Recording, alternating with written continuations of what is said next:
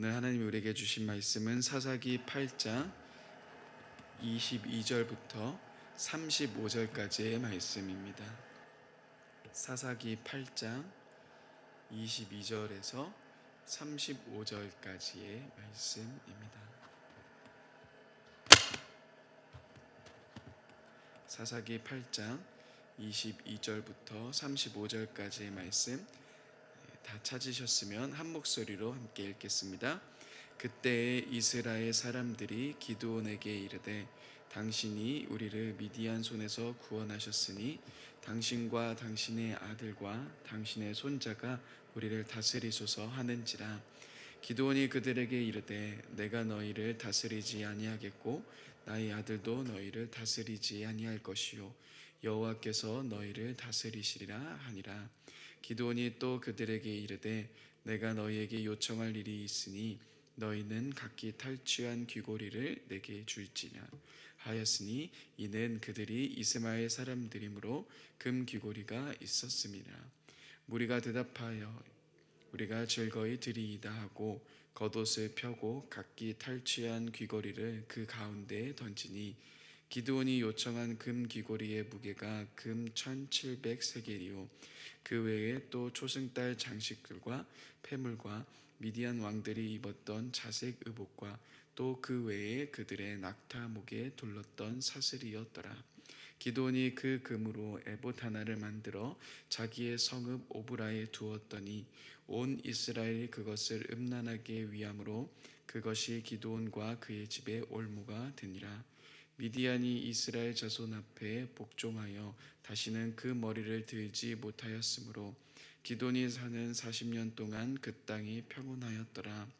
여호와의 아들 여룹바알이 돌아가서 자기 집에 거주하였는데 기드온이 아내가 많음으로 그의 몸에서 낳은 아들이 70명이고 세겜이 있는 그의 첩도 아들을 낳았으므로 그 이름을 아비멜렉이라 하였더라. 요아스의 아들 기드온이 나이가 많아 죽음에 아비에셀 사람의 오브라에 있는 그의 아버지 요아스의 묘실에 장사되었더라. 기드온이 이미 죽음에 이스라엘 자손이 돌아서서 바알을 따라가 또 바알브릿을 자신들의 신으로 삼고 이스라엘 자손이 주위의 모든 원수들의 손에서 자기들을 건져내신 여호와 자기들의 하나님을 기억하지 아니하며 또 여룹바알이라 하는 기드온이 이스라엘에 베푼 모든 은혜를 따라 그의 집을 후대하지도 아니하였더라. 아멘. 오늘도 또 새벽 기도에 나오신 여러분들을 사랑하며 환영합니다. 오늘도 사사기의 말씀을 통하여서 하나님이 우리에게 말씀하시는 것을 깨닫고 나아가시는 저와 여러분들이 되셨으면 좋겠습니다. 예전부터 한참 이슈였던 것이 있습니다. 혹시 질소과자라는 말 들어보신 분 있으십니까? 이런 말이 있습니다. 질소를 샀는데 과자를 덤으로 줬다. 질소과자로 한강을 건널 수 있다 등등의 문구를 통해서 느껴지시듯이 과대포장하는 과자에 대한 비판적인 문구들입니다. 겉은 굉장히 크고 무언가 많이 들어가 있는 것처럼 보이지만 실제로 그 안에 들어가 있는 과자의 양은 너무나도 작아서 한때 굉장히 큰 이슈를 불러왔었습니다. 근데 오늘 우리는 이 말씀을 통하여서 스스로 다시금 과대포장되어 있는 상태로 돌아가려고 하는 한 사람을 만나게 됩니다. 기드온에 대한 이야기는 여러분 6장에서부터 시작됩니다. 드보라라는 사사가 죽고 이스라엘 백성들은 똑같은 삶을 살아갑니다. 여호와의 목전에서 악을 행하며 다시금 하나님의 마음을 아프게 합니다. 그래서 그들은 미디안에 의해 고통과 고난을 당하는 삶을 살아가게 됩니다. 그때 하나님은 기드온이라는 므낫세 지파 중에서 작은 곳, 또 그의 아버지 집에서 가장 연약하고 두려움 많고 모든 걱정이 많은 작은 기드온이라는 사람을 부르시고 하나님은 그를 통하여서 하나님의 일을 나타내십니다. 하나님은 그에게 큰 용사여라고 부르시며 하나님의 구원의 계획을 그를 통하여서 진행하십니다. 감히 상상할 수 없었던 일들이 기드온의 삶 가운데 나타난 것입니다. 이 모든 것이 다 하나님의 은혜였죠. 자, 그런데 오늘 말씀의 첫 출발은 우리가 기드온이 멋진 사람이다 생각하게끔 만듭니다. 백성들은 기드온에게 이렇게 이야기합니다. 오늘 말씀 22절에 보시면은 이렇게 말합니다. 그때 이스라엘 사람들이 기드온에게 이르되 당신이 우리를 미디안 손에서 구원하셨으니 당신과 당신의 아들과 당신의 손자가 우리를 다스리소서 하는지라라고 말합니다. 이 말씀에서 보시면 이스라엘 백성들은 미디안의 손에서 자신들을 구한 기드온에게 우리들의 왕이 되어달라고 이야기합니다. 우리를 다스려 달라고 이야기합니다. 근데 이들의 표현을 보면 아마 굉장히 그러한 일을 강렬히 원했던 것 같습니다. 왜냐하면 당신의 아들과 당신의 손자까지도 우리를 다스려 달라고 표현하고 있기 때문입니다. 이 말을 보면 이스라엘 백성들은 굉장히 기드온에게 빠져 있는 것처럼 보입니다. 그도 그럴 것이 유례가 없었던 300명의 사람들로 미디안의 군대를 무찔렀다라는 것. 이 사람이면 우리가 더 이상 이젠 다른 민족에게 당할 일이 없겠구나. 우리도 더 이상 다른 나라의 지배 안에 들어갈 필요가 없겠구나라고 생각했을 수 있습니다. 300명으로 이렇게 했는데 하면서 말이죠. 그렇지만 기드온은 이들의 부탁 앞에서 멋진 말을 합니다. 23절에 보면 무엇을 이야기합니까? 기드온이 내가 너희를 다스리지 아니하고 나의 아들도 너희를 다스리지 아니할 것이며 여호와께서 너희를 다스리실 거다라고 말합니다. 이 말씀에서 기드온은 내가 너희를 다스리지 않고 나의 아들들도 너희를 다스리지 않고 오직 여호와만이 너희를 다스리실 거다라고 이야기합니다. 여러분, 어쩌면 이 말은 사실 하나님이 이스라엘 민족들에게 가장 듣기 원하셨던 말이셨을 겁니다. 그들의 왕이 되시는 것 말입니다. 근데 기드온은 지금 이스라엘 백성들에게 바로 이 하나님의 마음을 이야기하고 있습니다. 여호와께서 너희를 다스리실 것이다. 여호와가 바로 너희의 왕이시다라고 말이죠. 우리가 보기에 지금 그는 굉장히 멋진 자처럼 보입니다. 미디안의 군대도 멋지게 무찔렀지만, 멋지게 하나님의 그 행하신 뜻대로 무찔렀지만, 그는 또 이스라엘 백성들에게 나는 너희를 다스릴 수 없다라고 말하고 있기 때문이죠. 하나님이 너희를 다스리신다 말하고 있기 때문입니다. 그런데 여러분, 이렇게 멋진 말을 한 이후에 나타난 그의 행동은 무언가 조금 이상하게 느껴집니다.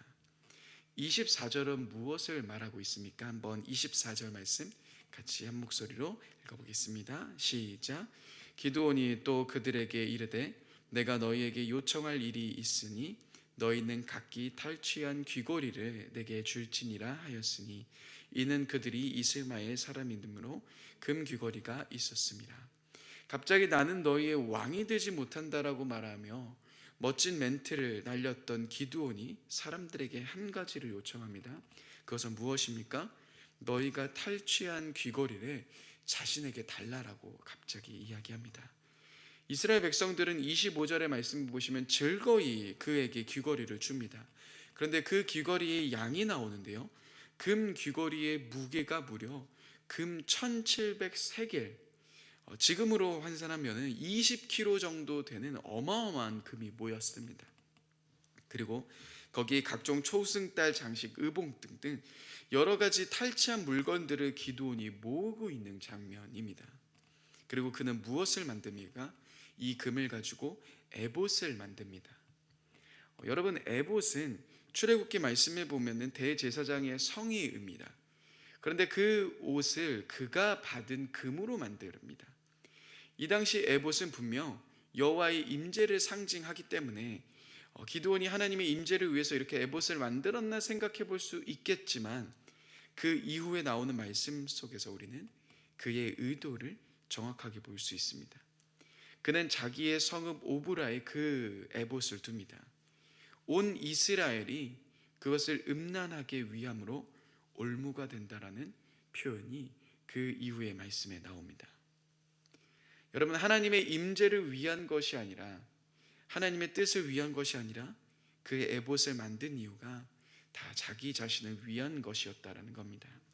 자신이 이룬 업적, 자신이 어떠한 사람인지를 보여주기 위한 그의 이러한 모습을 통해서 그는 또다시 기드온과 그의 집에 올무가 잡힌 것을 우리는 보게 됩니다. 여러분, 오브라가 어떠한 장소였습니까? 사사기 6장 말씀에 보시면 하나님이 기드온에게 굉장히 중요한 한 가지를 부탁하십니다. 그것은 오브라에 있는 아버지의 집에 있는 바알 제단과 아세라 신상을 찍으라고 하셨던 일입니다. 이것은 사실 굉장히 위험한 행동이었습니다. 자신의 가족이 섬기는 우상이 아니라요, 그 바알 제단은 오브라에 있는 자신의 아버지에 있는 집에 있는 그 제단은 마을 사람들이 공동으로 섬기고 있었던 제단이었습니다. 그렇기 때문에 기드온이 그 제단을 헐고 아세라 신상을 찍는 이 행동은 자신의 목숨을 걸어야만 하는 행동이었습니다. 하나님은 두려움 많고 연약하고 의심이 많았던 기드온을 위해 그의 예물에 불로 응답하셨고, 양털 시험 가운데서도 하나님은 그에게 나타나셨습니다. 그의 연약함을 품어주시고 하나님을 보여주셨죠. 그런데 그러한 하나님이 타협하지 않으셨던 지점이 있으셨습니다. 그것은 기드온에게 그 오브라에 있는 바알 제단을 헐고 아세라의 신상을 찍고 그 위에 여호와의 제단을 세우라고 말씀하셨습니다. 그리고 기드온은 그 우상의 제단을 허물고 별명을 얻었죠. 바로 여룹바알이라는 이름이었습니다. 바알과 싸우는 자라는 별명입니다. 근데 여러분, 오늘 말씀 29절에도 다시금 그의 별명이 나옵니다. 여룹바알이라는 별명 말이죠. 바알과 싸우는 자라는 뜻을 가지고 있는 별명 말입니다. 하나님을 제단을 바알과 싸우고 바알의 제단을 허물고 하나님의 제단을 세웠던 그였지만, 근데 그는 다시금 무엇을 행하고 있습니까? 자신의 집 오브라로 갑니다. 모든 일이 다 끝나고 그 모든 순간들이 다 끝났다라고 여기는 순간, 그는 자신을 위한 에봇을 만들고 그 에봇을 오브라에 둡니다. 헐었던 바알의 제단, 그리고 다시금 세웠던 여호와의 제단이 있는 바로 그 자리 가운데 그는 또다시 에봇이라는 우상을 가지고 나옵니다. 그리고 그의 삶은, 그의 집은 바로 올무가 잡혀버립니다. 여러분, 오늘 우리는 이 기드온의 삶을 통하여서 중요한 한 가지를 보게 됩니다. 기드온은 분명 국가적인 위기의 순간 앞에서 하나님을 의지하며 나아갔습니다. 그리고 용기 있게 행동함을 통하여서 하나님의 구원을 이스라엘 민족 가운데 나타냈습니다. 그렇지만요, 이렇게 영광받고 이렇게 인정받는 것도 중요하지만 정말 중요한 것은 그 모든 일이 끝날 때라는 사실입니다. 그 모든 기도의 순간이 끝날 때 나의 일상으로 되돌아가고 나의 일상의 삶으로 살아가야 되는 바로 그 순간이 우리의 신앙에서 정말 중요한 순간이라는 것을 우리는 기억해야 합니다. 기드온은 정말 국가적인 위기 가운데서 하나님의 뜻을 잘 이뤄갔지만 모든 일이 끝났다라고 여겼을 때 그는 자신을 위해서 에봇을 만들었습니다. 금으로 덮여있는, 아무나 입을 수도 없고 아무나 볼 수도 없는 바로 그 옷을 만들면서 남들에게 보이고 싶은 욕망의 삶을 살아가는 모습을 보게 됩니다. 하지만 여러분, 사사기 6장 34절에 보면은 이렇게 말씀하고 계십니다. 여호와의 영이 기드온에게 임하시니라고 말씀하십니다. 개역 개정에서는 여호와의 영이 기드온에게 임했다라고 표현을 하지만요, 원래 의미는 여호와의 영이 기드온에게 옷 입히셨다라고 표현합니다. 하나님의 영이 그에게 옷 입히셨습니다. 그는 보이는 옷은 아니지만, 눈에 보이는 옷은 아니지만 가장 귀한 옷을 이미 입고 있었던 자였습니다. 그렇지만 보이지 않는 옷에 관심이 있지 않고 그는 보이는 것에 관심을 가지고 나아가기 시작할 때 멸망의 길을 향해 그는 나아가게 된다라는 겁니다.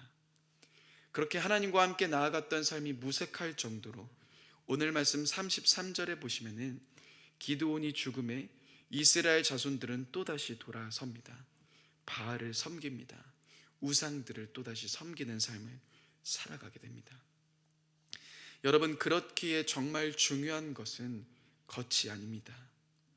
우리의 중심, 우리 안에 누가 계시는지가 가장 중요합니다. 결국 기드온은 자신의 사명이 끝났다라고 생각하는 바로 그때 자기 안에 계신 하나님을 놓치고 보이는 것을 따라가기 시작합니다. 겉모습을 붙잡으며 나아가기 시작합니다.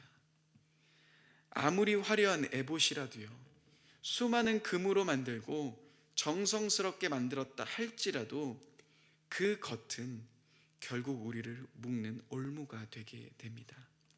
우리가 바라봐야 하는 것은 그러면 무엇입니까? 우리의 겉이 아니라 바로 우리 속에 계신 예수 그리스도이십니다. 지금 당장 이 땅에서 많은 것을 누리지 못하더라도 괜찮습니다. 우리 자녀가 엄청난 성공이 없을지라도, 설령 내가 하는 모든 일이 다 성공하지 않는 것처럼 보일지라도, 여러분, 그 모든 것이 없을지라도 예수 그리스도 한 분만이면 우리는 만족할 수 있습니다. 다른 모든 것을 잃어도 예수 그리스도만 얻으면 우리는 모든 것을 포기할 수 있습니다. 그래서 저는 마태복음 13장 44절부터 나오는 비유를 정말 좋아합니다. 그 비유는 이렇게 말합니다. 천국은 마치 밭에 감추인 보화와 같으니 사람이 이를 발견한 후 숨겨두고 기뻐하며 돌아가서 자기의 소유를 다 팔아 그 밭을 사느니라라고 말합니다. 여러분, 밭에 감추인 보화를 발견하는 자들만이 자신의 삶을 드릴 수 있습니다. 진짜 가치를 본 자들은 자신이 가지고 있는 것이 얼마나 값이 없는 것인지를 알게 되는 겁니다. 기드온은 모든 일이 다 끝났지만 결국 마지막 보이는 삶에 집중하며 살아갑니다. 내가 가지고 있는 것을 모으는 삶을 살아갑니다. 그런데 그의 삶의 결말은 어떠합니까? 그것이 올무가 되고 마지막 35절에 있는 말씀처럼 기드온이 했던 그 모든 일들을 이스라엘 백성들은 다 잊어갑니다. 결국 자신을 위해 모든 것을 쌓아가려고 했지만 아무것도 쌓지 못한 채 그는 마지막 삶을 살아가게 됩니다. 사랑하는 여러분, 나는 지금 어떠한 길을 걸어가고 계십니까? 보이는 겉에 신경 쓰는 삶, 보이는 겉모습을 넓히는 삶을 살아가십니까? 아니면 보이지 않지만 영원하신 하나님 앞에 모든 것을 드리는 삶을 살아가고 계십니까? 우리의 겉은 초라해질 수 있습니다.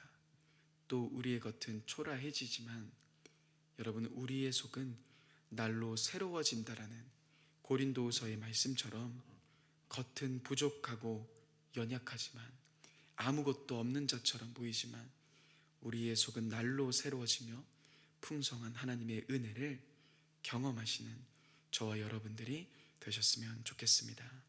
함께 기도하겠습니다. 사랑의 주님, 모든 것이 하나님의 은혜였지만 또 모든 것이 하나님의 사랑과 하나님의 도우심이었지만 마치 내가 했던 것처럼 그 하나님의 영광을 가로채고 있는지 아는지 돌아봅니다. 하나님의 은혜를 바라보지 않고 내 힘과 내 노력으로 했다 여기며 나의 겉모습을 계속해서 쌓아가는 삶에서 우리가 벗어나 하나님만을 바라보며 하나님만을 의지하며 하나님만을 바라보는 귀한 우리가 되길 원합니다. 그래서 우리의 겉은 날로 초라해져도 우리의 속은 날로 새로워지는 그 은혜를 경험하는 우리가 될 수 있도록 주님 인도하여 주옵소서. 감사합니다. 사랑합니다. 귀하신 예수님의 이름으로 기도합니다. 아멘.